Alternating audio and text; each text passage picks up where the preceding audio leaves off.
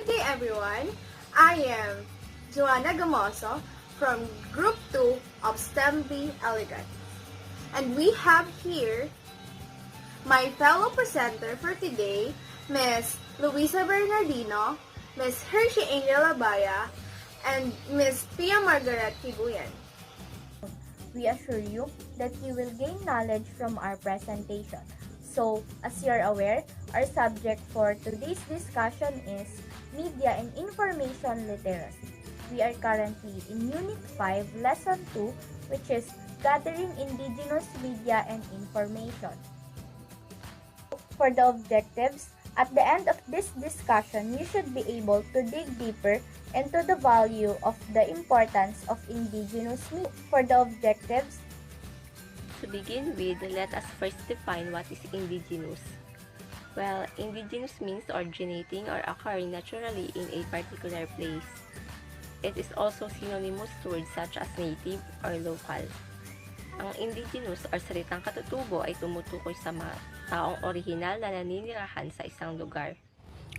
What about indigenous knowledge? Refers to distinctive facts, information, and skills that originate in a community of people sharing the same beliefs, ideas, and cultures. This is passed down by word of mouth from one generation to another.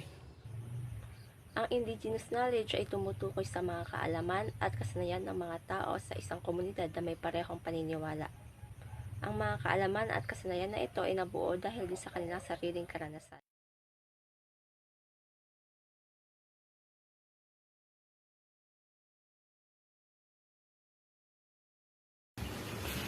Indigenous media. It is also known as community media. Oral interaction and face-to-face communication are some of the factors of indigenous media. It includes traditional media, gatherings and social organizations, direct observation, written, carved, or oral records, and oral instruction. Information sharing is sometimes limited only to the members of the community.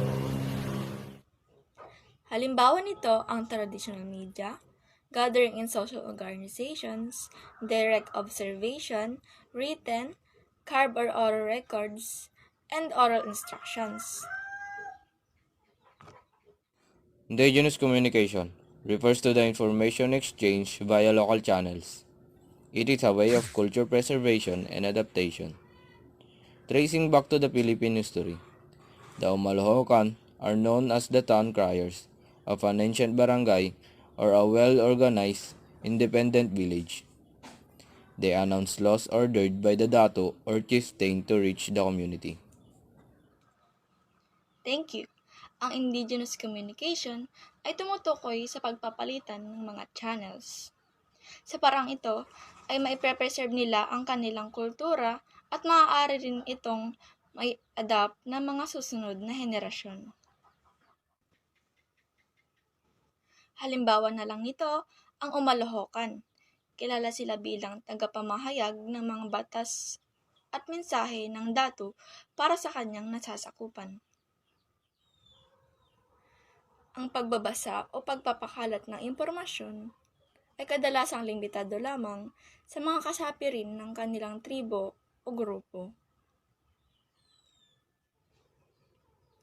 Ngunit, sa panahon ngayon, ay hindi na ito gaanong nagagamit dahil ang ating mga barangay ay may sarili ng Facebook page at doon nila pinopost o ina-announce ang mga dapat nating malaman tungkol sa ating barangay. There are three kinds of indigenous communication. Those three are the kapihan, balitaktakan, and kwentong barbero. Raison, please tell us more about kapihan. Kapihan refers to a place or a session where community members came together to share stories over a cup of coffee. Nowadays, a similar practice is done when people go to coffee shops and meet and chat with their friends. Thank you. So, we all know that a good talk often starts with a good coffee. From the word itself, kapihan, it's a place or session where anyone in the community can come together to talk about anything over a cup of coffee. Tulad na lamang sa ating panahon ngayon. Pumupunta tayo sa coffee shop tuwing gusto natin mag-relax and makipagtsikahan with our friends or maybe with our family. Next is the balitaktakan. Kelly, what is balitaktakan? Balitaktakan refers to a discussion or debate wherein members are free to voice out their opinions about a certain topic. Members exchange ideas to come up with a feasible solution to a community problem. Thank you, Kelly. So, balitaktakan in today's world is often called as meeting or open forum. It can be a discussion or debate where anyone is free to voice out or share their opinions, feelings, and ideas about a certain topic. Balitaktakan is often used to find solution to a problem. Last is the Kwentong Barbero. Raven, please tell us what is Kwentong Barbero is. Kwentong Barbero is a Filipino idiom that is often associated to hearsay. Its origin may be stemmed from local men who goes to barbershops not only to get a good haircut but to listen to the barber stories. Thus, a barber stories is passed down from one customer to another until it reaches the community. Thank you. Kwentong Barbero is often associated to hearsay o mas kilala natin ngayon sa tawag na chismis. It is called Barbero because the story may be stemmed from any man who goes to the barbershop, not only to get a good haircut but also listen to the barber's story. Then, the barber's story is passed down from one customer to another until everyone already knew about the story. But, sa panahon ngayon, ang chismis ay hindi na lamang makukuha sa barbershop. We also hear chismis from any place katulad na lamang sa kanto o sa bakuran. So for the conclusion, we have to remember that indigenous media and information ang nagpapatibay sa pagkakakilanlan ng isang komunidad. Ito ang plataporma na ginagamit ng mga indigenous people upang maipahayag ang kanilang sariling mga pananaw at opinyon at para na rin makapasok sa social at political side. Mulat sa realidad, ang mga indigenous people o mga katutubo dahil na rin sa pagkakaroon nila ng indigenous media and information. Indigenous media and information may be defined as forms of media expression conceptualized, produced, and circulated by indigenous people around the globe. It also acts as an indicator between social and cultural changes. It builds a worldwide connection.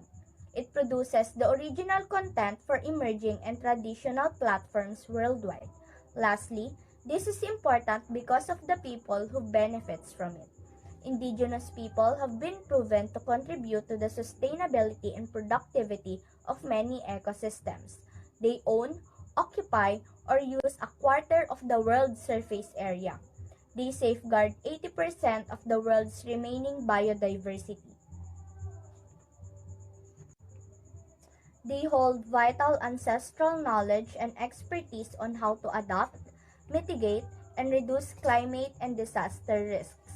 Let us not just know about what we have heard today, but let us apply it day by day. As I said at the beginning, at the end of our discussion, we will be having quiz.